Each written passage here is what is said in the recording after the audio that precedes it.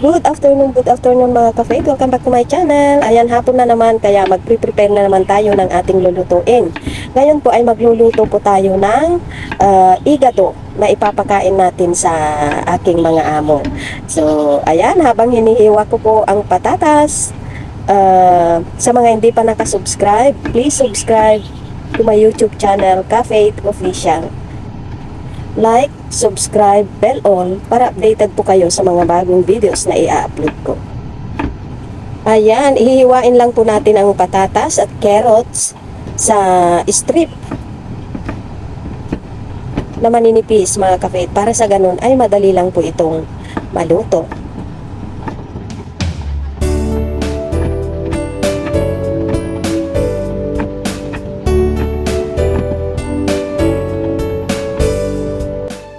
Ganon din ang ating bell pepper, i-slice lang po natin siya ng maninipis mga ka-faith. Itong bell pepper mga ka-faith ay nakakadagdag din ng aroma at nakakaengganyo ang kulay sa pagkain sa ating lulutuing menu. Maganda rin itong ilagay natin sa mga karneng lulutuin natin, para sa ganon ay nakakakain din tayo ng gulay para makakatulong sa pag-digest sa ating mga kinakain.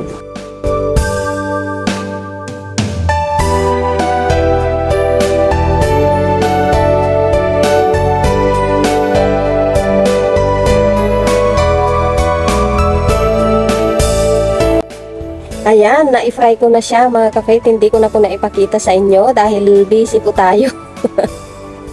So, ayan, igigisa na natin ang bawang. Saka natin gigisa rin ang ating karne.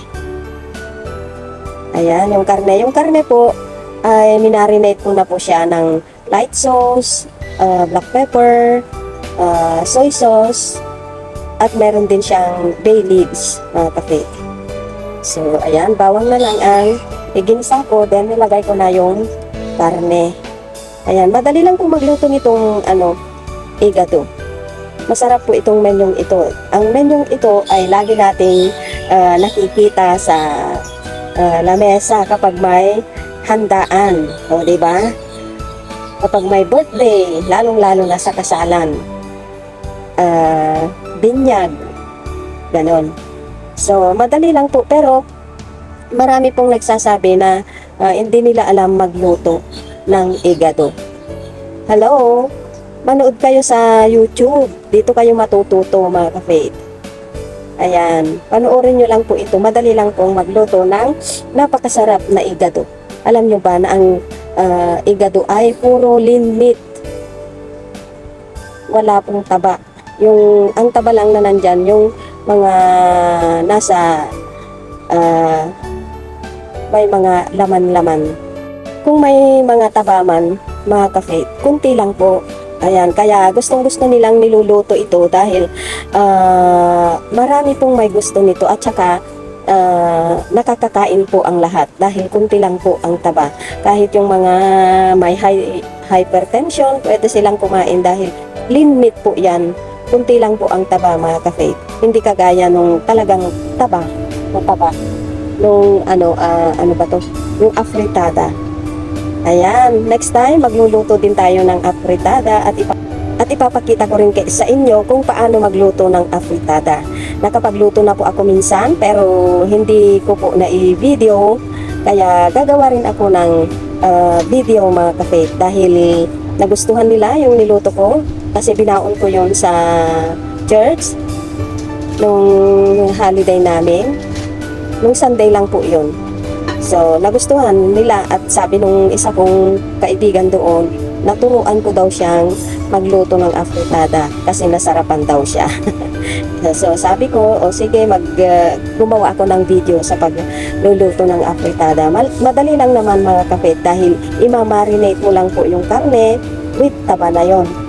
Then, yun, iluluto mo na lang. Then, lalagyan mo lang ng chickpeas. So, keep on watching mga ka-faith sa mga gustong matutong magluto ng igado. Thank you very much.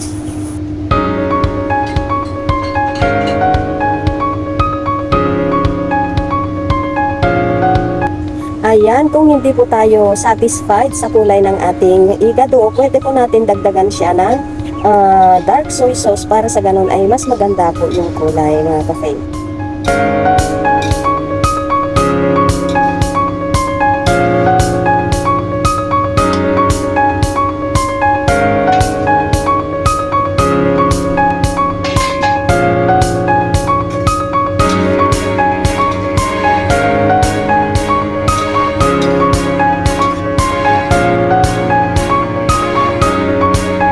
Ayan, kapag nakita na natin na naluluto na ang ating patatas at carrots, pwede na po natin ilagay ang bell pepper na nagpapakulay sa ating nilulutong igado.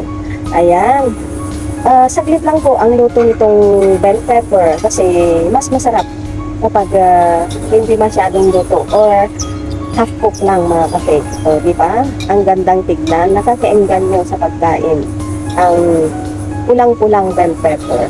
O, di ba?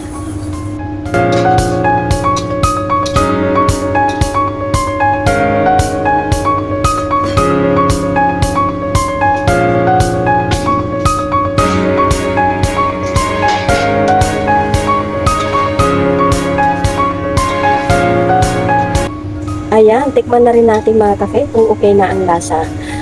Dapat matabang lang kasi mga amo ko ayaw nila ng maalat mga kafe. Dapat matabang lang.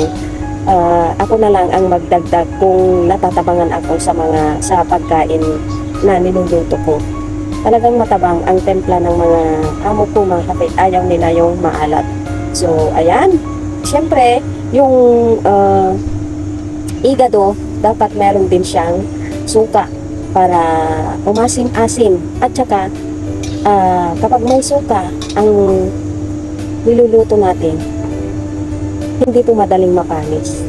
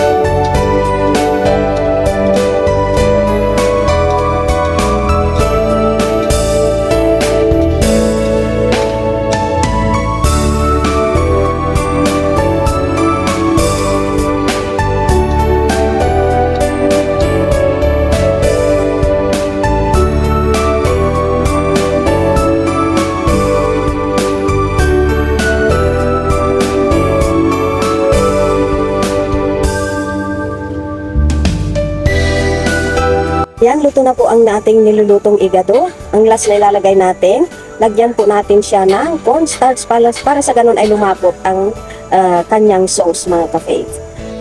Ayan, salamat po mga ka-faith sa iyong panonood. Nawa hindi po kayo magsawang sumuporta sa aking channel.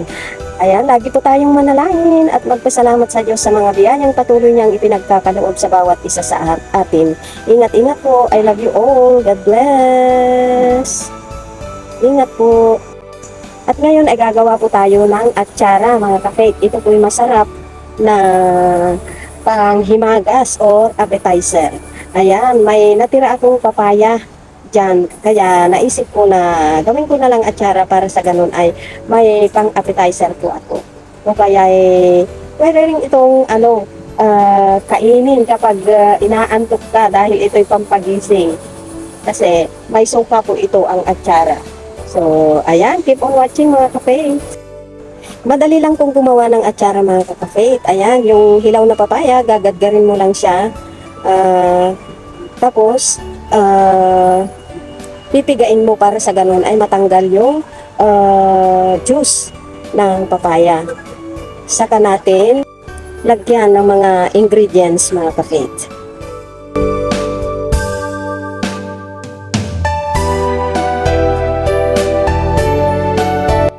So, ayan na mga ka-faith, napiga ko na rin yan. Tapos, hiwa ako ng carrots. Ayan, inihalo ko na dyan.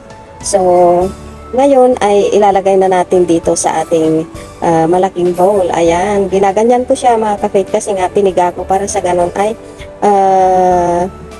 maging buhaghag mga ka-faith para sa ganun ay malagyan lahat ng ingredients na ilalagay pa natin.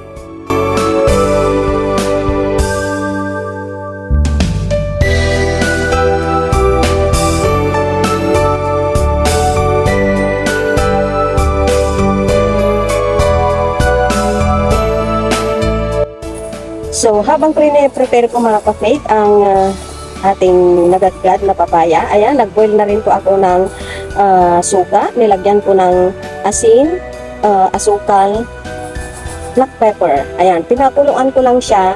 Then, hinintay kong lumamig bago ko ilagay sa papaya. Kasi kapag ilagay natin na mainit pa mga ka-faith, may tendency na maluluto yung ating papaya. So, ayan, ilalagay na natin at yan ang mag-preserve sa ating atsara, mga ka-faith. Ayan. Mas damihan natin ng ilagay na asukal para sa ganun ay malamis-lamis ang ating atsara or mas mangibabaw yung tamis kaysa yung asim mga ka-faith sa ating atsara. So, ayan, ganyan lang po. Halo-haloin lang po natin. Ganyan lang po ang gumawa ng atsara. Napakasimple mga ka-faith. Pwede po natin siyang dagdagan ng red bell pepper para sa ganun ay mas maganda po yung kulay at nakakaenggan yung kainin. Kung pangbenta naman mga ka-faith, pwede po natin ilagay sa garapon. Pero, dapat i-sterilize natin yung galapon para sa ganun ay hindi po siya masira or mag-mold or mapanis. Kaysa naman itapon ko na yung papaya mga ka-faith, so ginawa ko na lang siyang atsara para may panghimagas na tayo. Ako lang kakain yan mga ka-faith kasi ang mga amo ko ay hindi po sila kumakain ng mga maaasim. So, ako lang kakain dyan. Masarap po yan mga ka-faith. So, ayan, again, maraming salamat po mga ka-faith sa iyong panunood. Salamat at nakarating kayo sa dulo ng aking video. Naway hindi po kayo magsawang sumuporta sa aking channel.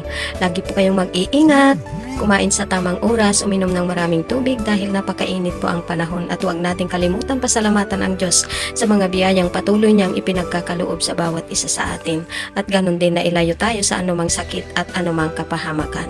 Ingat-ingat po. I love you all and God bless.